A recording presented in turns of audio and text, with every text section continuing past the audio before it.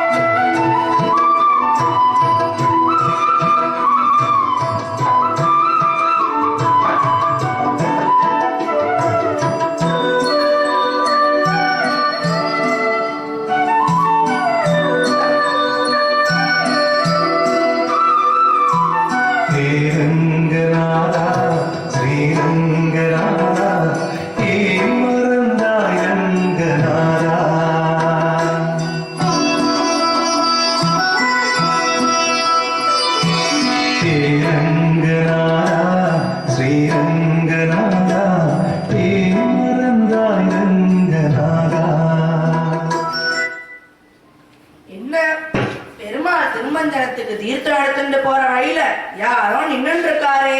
யாரு? ஓ, இந்த பாணரா? பாணரே, பாணரே, சற்று வழி விட்டு நில்லும். பாணரே, என்ன? நான் கூப்பிட்டுட்டே இருக்கேன், இவர் திரும்பாம அப்படியே நின்று இருக்காரு. சரி, இந்த கல்லை எடுத்து அவர் மேல போடுவோம், அப்பயாவது திரும்பறாரான்னு பார்ப்போம்.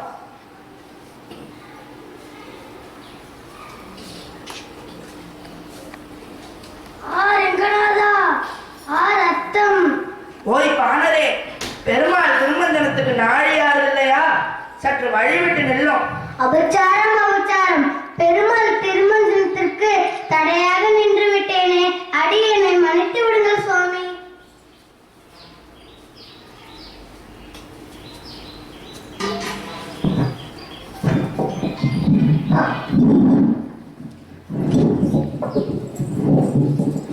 என்ன, பெருமாள் நெற்றியிலிருந்து ரத்தம் வருகிறதே?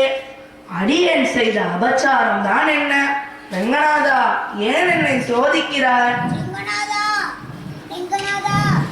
ரோகசாரங்களே, என் சிறந்த பக்தரான பாணரை கல்லால் அழைத்து காயப்படுத்தி விட்டேன். ஆஹா, அடியாரிடம் அபச்சாரப்பட்டு விட்டேனே, அடியேனை மன்னித்து விடுங்கள் சுவாமி. மன்னிப்பு மட்டும் சாத்தியமல்ல, தாங்களே நேரில் சென்று நம் பாணரை தங்கள் தோளில் ஏந்தி நம் சன்னதிக்கு அழைத்து வாரும். அப்படியே செய்கிறேன் சுவாமி. பாணரே, என்னை மன்னித்து விடுங்கள்.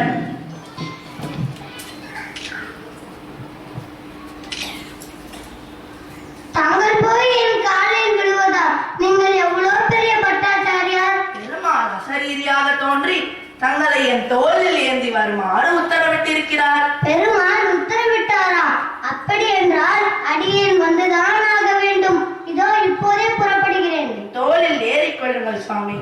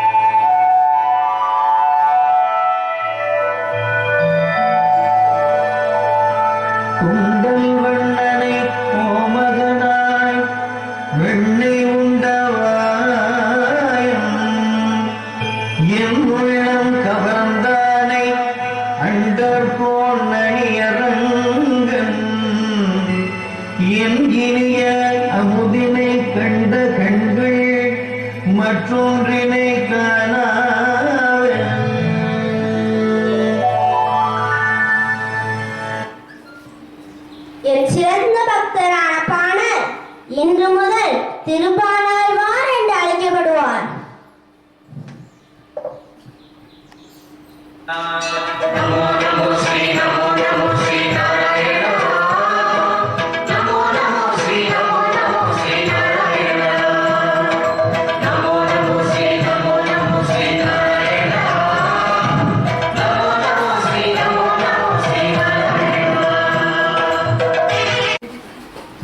திருநின்றவூரில் பூசலார் என்பவர் சிவபெருமான் மீது எவ்வாறு பக்தி கொண்டிருந்தார் என்பதை நம் பள்ளி மாணவர்கள் சிறப்பாக இப்பொழுது செய்து காண்பிப்பார்கள்.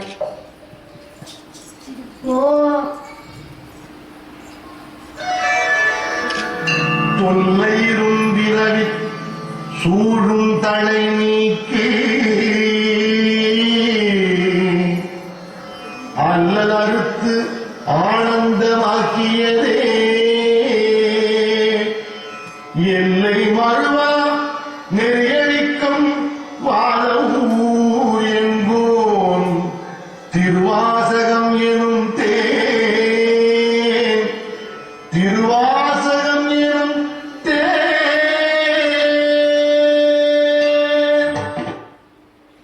ஓம் நமச்சிவாய.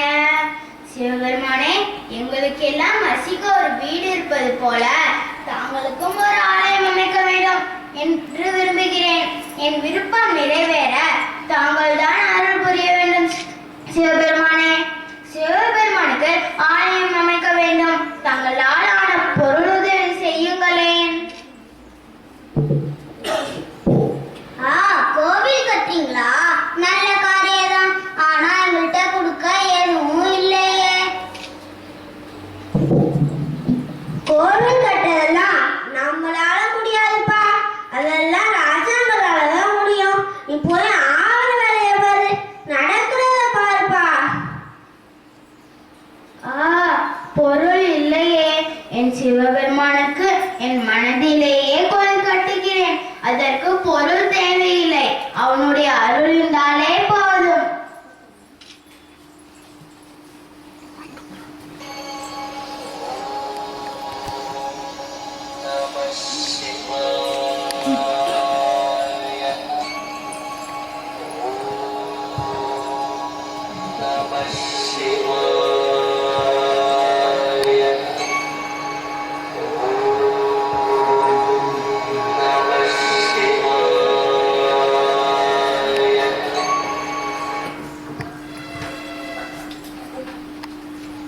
சிவபெருமானே, தங்களுக்காக ஆலயத்தை கட்டிவிட்டேன். குடமுழுக்குக்கு நாளையும் குறித்து விட்டேன். குடமுழுக்கு சிறப்பாக நடக்க தாங்கள் தான் அருள் புரிய வேண்டும். சிவபெருமானே. இதே சமயத்தில் காடவர்கோன் என்கிற பல்லவ மன்னன் காஞ்சிபுரத்தில் சிவபெருமானுக்கு பிரம்மாண்டமான ஒரு கோயிலை எழுப்பினார். அதே பூசலார் திருக்குடமுழுக்கு குறித்த அதே நாளை ராஜாவும் குறித்தார். அப்போது என்ன நடந்தது? வருத்தமாக இருக்கிறீர்கள். நேற்று சிவபெருமான் என் கனவில் தோன்றி திருக்குடமுழுக்கு குறித்த நாளில் தங்களால் எழுந்தருள முடியாது என்று கூறிவிட்டார். ஏன் அப்படி கூறிவிட்டார்? நான் குறித்த அதே நாளில் திருநின்றவூரில் பூசலார் என்பவரும் திருக்குடமுழுக்கு செய்கிறாராம். அங்கு தான் எழுந்தருள போவதாக கூறினார். அப்படியா? நானோ ஒரு அரசன். நான் கட்டிய பிரம்மாண்டமான கோயிலை விட அந்த கோயிலில் என்ன சிறப்பு இருக்கும்? நாம் உடனே நேரில் சென்று பார்த்து வரலாம். வாருங்கள். அப்படியே ஆகட்டும். பூசலார் அமைத்த கோயில் எங்கே இருக்கிறது? என்னது? பூசலார் கோவில் கட்டினாரா? அப்படிலாம் ஒன்றும் இல்லையே. சரி, அந்த பூசலார் எங்கே இருக்கிறார்? நான் அவரை பார்க்க வேண்டும். வாருங்கள், போகலாம். இதோ இவர்தான் பூசலார். பூசலாரே, நீங்கள் அமைத்த கோயில் எங்கே இருக்கிறது? என் மனத்தில் தானே கோயில் கட்டினேன். கட்டினேன். அது உங்களுக்கு எப்படி தெரியும்? நானும் சிவபெருமானுக்காக ஒரு பெரிய கோயிலை கட்டினேன். நான் திருக்குடமுழுக்கு குறித்த அதே நாளில் தாங்கள் தங்கள் கோயிலில் திருக்குடமுழுக்கு செய்வதாகவும் அங்கு தான் எழுந்தருள போவதாகவும் கூறினான். அதனால் தான் உங்களை தேடி வந்தேன். ஆஹா, என்ன பாக்கியம் செய்தேன் எம்பெருமானே! என் மனதில் கட்டிய கோயிலை தாங்கள் அறிந்து கொண்டீர்களா? சிவபெருமானே, அடியார்களின் பெருமையை உலகிற்கு காட்டக்கூடிய சிவபெருமானே, நான் உங்கள் அருமையை புரிந்து கொண்டேன். நான் பொருள் பலத்தால் கட்டிய ஆலயத்தை விட பூசலால் அருளால் அமைத்த ஆலயமே சிறந்தது என்பதை அறிந்து கொண்டேன். ஆனாலும் அடியன் கட்டிய ஆலயத்திற்கும் தாங்களே எழுந்தருளி அருள் புரிய வேண்டும்.